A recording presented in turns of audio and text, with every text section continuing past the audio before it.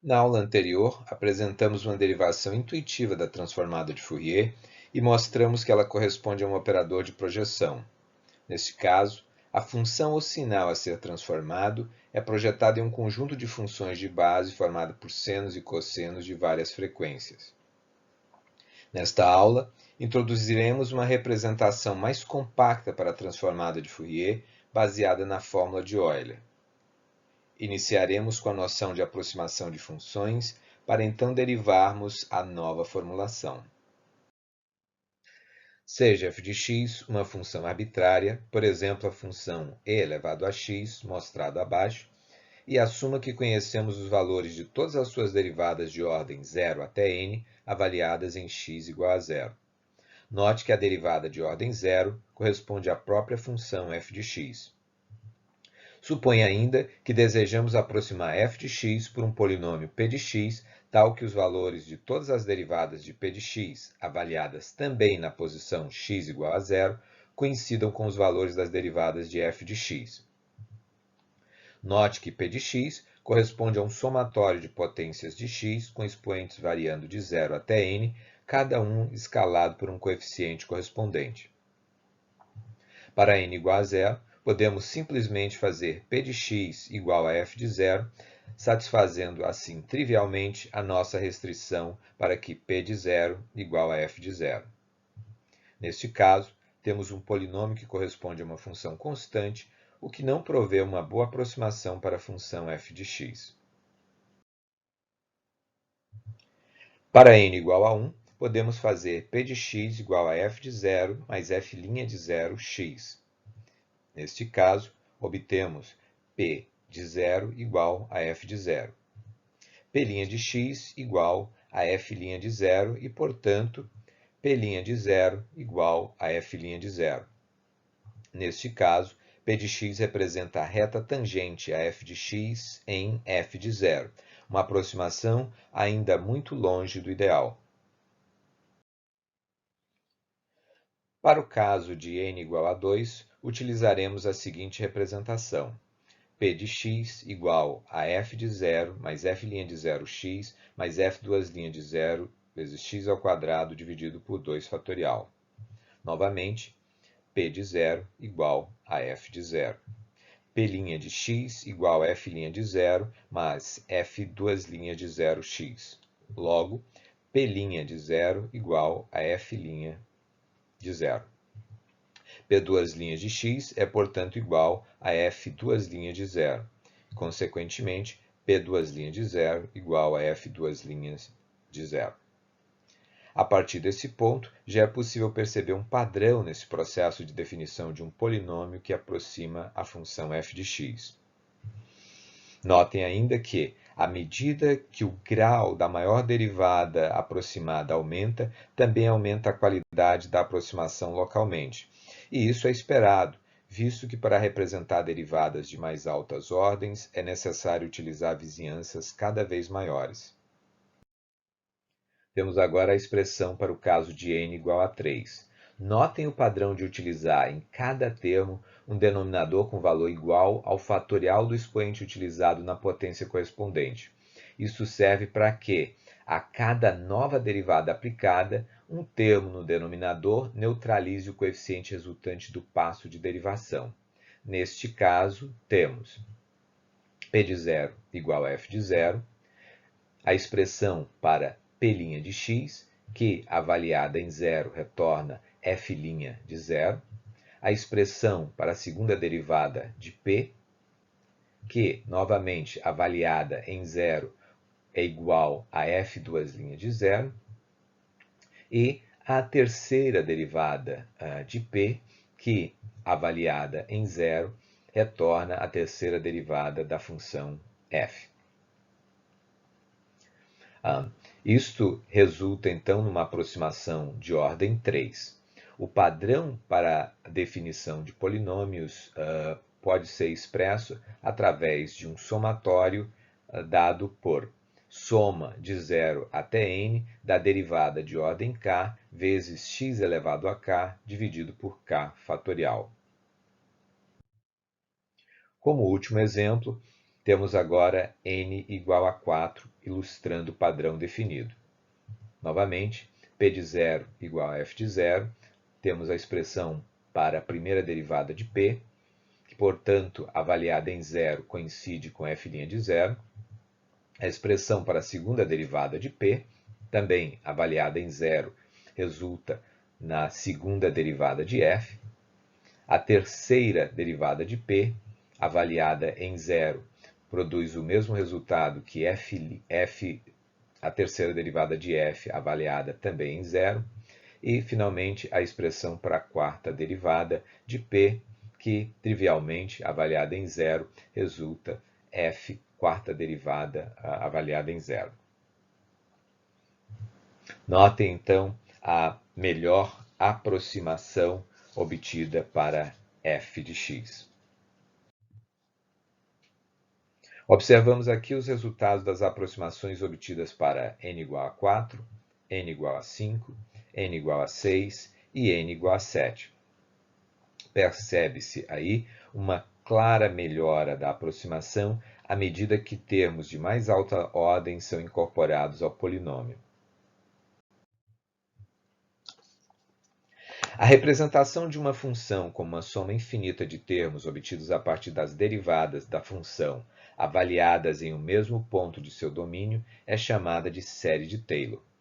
Aqui, expressa de forma sucinta por meio da seguinte equação destacada em azul. Neste caso, as derivadas de f de x são avaliadas em um ponto C arbitrário. Quando C é igual a 0, ou seja, quando a série é centrada em 0, esta é conhecida pelo nome de série de Maclaurin.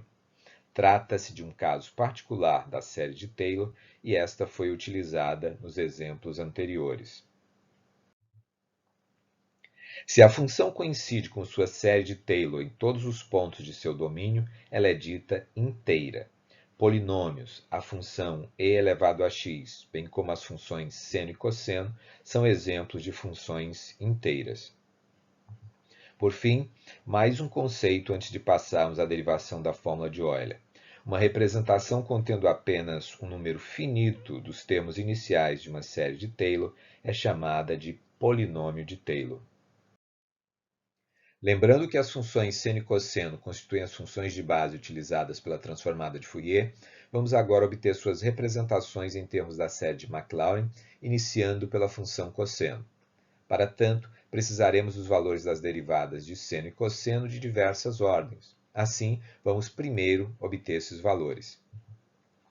Considere um ângulo θ, medido em radianos, definido no círculo unitário como mostrado.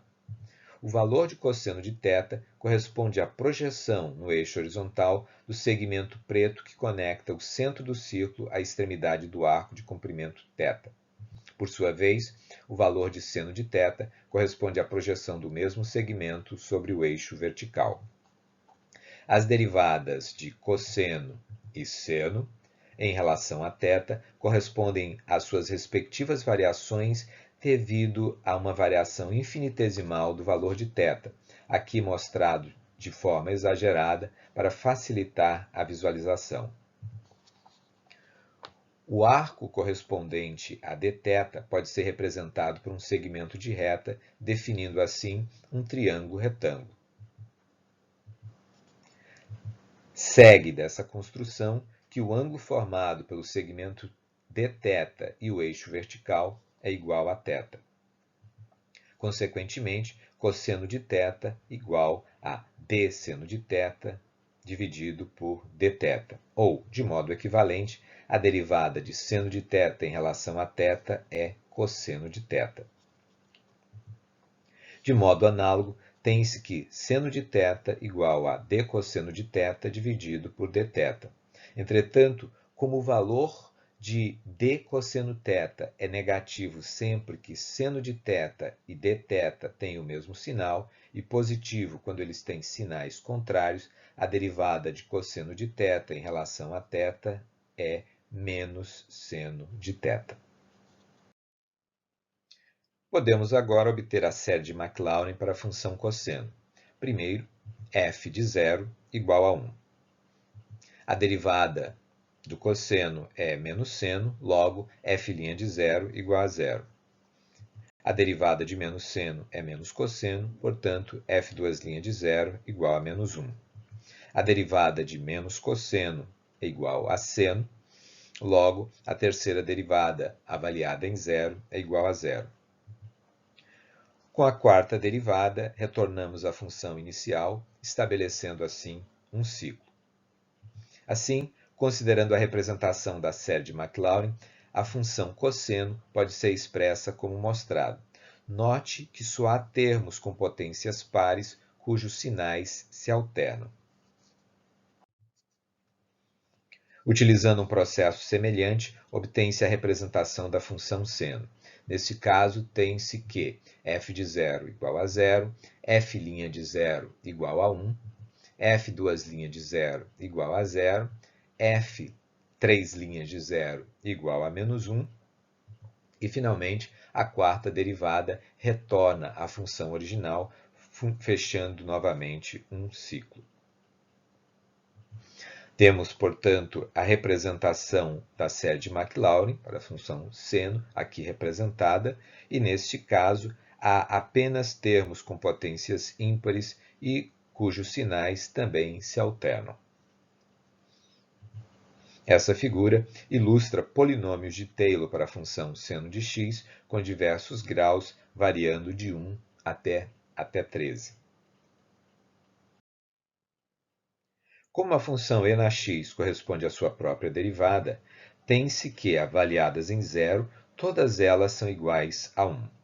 Assim, mais uma vez, considerando a representação da série de Maclaurin, tem-se. Esta pode ser representada de forma mais compacta pelo seguinte somatório. Comparando-se as representações das séries de e na x, cosseno de x e seno de x, observa-se que elas possuem vários termos em comum. Para facilitar a inspeção desses termos, vamos alinhar os termos presentes em cada uma delas. Cosseno de x e seno de x. Percebe-se que, muito embora cada um dos termos encontrados em e elevado a x também esteja presente nas representações de seno e cosseno, seus sinais nem sempre coincidem. Assim, por exemplo, o termo x² dividido por 2 fatorial aparece na representação de cosseno de x com sinal negativo. Se, entretanto, ao invés de e elevado a x, avaliarmos e elevado a ix, obtemos a seguinte representação. Como i elevado ao quadrado igual a menos 1, tem-se. Comparando-se essa expressão com as séries de cosseno de x e seno de x, observa-se que todos os termos presentes em cosseno de x aparecem em e na x, enquanto que os termos em seno de x aparecem em e elevado a x multiplicados por i. Portanto, pode-se reescrever essas equações como e elevado a ix igual a cosseno de x mais i seno x. Esta é conhecida como fórmula de Euler, uma equação fundamental em diversas áreas da ciência. A fórmula de Euler nos permite reescrever a série de Fourier, bem como a transformada de Fourier, de forma bem mais compacta. Assim, considere a expressão para a série de Fourier obtida anteriormente, na qual U representa o valor do múltiplo inteiro da frequência fundamental 1 sobre t. Lembrando ainda que a velocidade angular ω é igual a 2π sobre t, na aula anterior utilizamos três expressões para a obtenção dos coeficientes AUs e BUs. A fórmula de Euler nos permite representar a série de Fourier de forma muito mais compacta e obter todos os seus coeficientes utilizando uma única expressão. Assim, utilizando a fórmula de Euler, a série de Fourier pode ser escrita como mostrado. Para funções f de x reais, como é o caso de imagens, os coeficientes f de u serão necessariamente complexos. A equação para a projeção da função f de x sobre as funções de base seno e cosseno, também conhecida como equação de análise, é mostrada abaixo. Substituindo-se a expressão de f de x da primeira equação na segunda, obtém-se a seguinte expressão. Note a troca dos índices da expressão de f de x de u para k para distingui-lo do valor de u presente na equação de análise. A seguir, partindo da igualdade entre as duas últimas equações, vamos obter os coeficientes de f de u. Como o somatório do lado direito da equação não depende de x, ele pode ser movido para fora da integral. Somando-se os expoentes das potências de mesma base, obtém-se. Para essa expressão, podemos considerar o caso em que k é diferente de u. Neste caso, o valor da integral é igual a zero, visto que pela fórmula de Euler ela corresponde à integral de um cosseno mais i vezes a integral de um seno, ambas avaliadas no período fundamental de 0 a t. Quando k igual a u, tem-se, assim, que essa expressão é igual a f de ut e que, por sua vez, é igual à expressão original. Assim, obtemos uma única expressão para todos os coeficientes da série de Fourier. Podemos agora iniciar nossa derivação dos coeficientes f de u com base nos coeficientes AUs e BUs. Lembrando que cosseno e seno são funções par e ímpar, respectivamente, tem-se uma expressão para cosseno de θ e sua expressão correspondente para seno de θ. Pode-se, então, reescrever f de x por meio de substituição direta destas duas expressões. A mesma equação pode ainda ser reescrita multiplicando-se os termos em seno por i ao quadrado vezes menos 1, que é igual a 1. Neste caso, observem que o termo menos i fora dos colchetes multiplica os termos em seno, os quais foram multiplicados por i. Esta manipulação algébrica nos permite introduzir de forma elegante a constante i na expressão da série de Fourier. A expressão resultante pode então ser reorganizada obtendo-se. Note o uso de índices negativos variando de menos infinito até menos 1 na segunda metade da expressão, isso feito para permitir a remoção do sinal negativo do argumento das funções correspondentes. Note que no segundo somatório, os índices de u em AU e BU foram reescritos como menos u, isso para manter a consistência da notação. Entretanto, como neste somatório os valores de u são negativos, A índice menos u e B índice menos u representam exatamente os mesmos valores que os coeficientes AU e BU, respectivamente, no primeiro somatório. A expressão de f de x pode ainda ser reescrita de forma mais compacta, como mostrada. Ela corresponde a uma outra forma de representar a série de Fourier por meio da fórmula de Euler. Note que as manipulações aqui mostradas utilizam índices variando de menos infinito até mais infinito, de modo a que ambos os expoentes da última equação tenham o mesmo sinal. Esta expressão pode então ser reescrita como com os coeficientes f de u dados por. Notem que, como os valores de AU iguais aos valores de A menos U e BU iguais a B de menos U, nós temos então que para valores de U diferentes de zero, os coeficientes f de U representam pares conjugados, são complexos conjugados.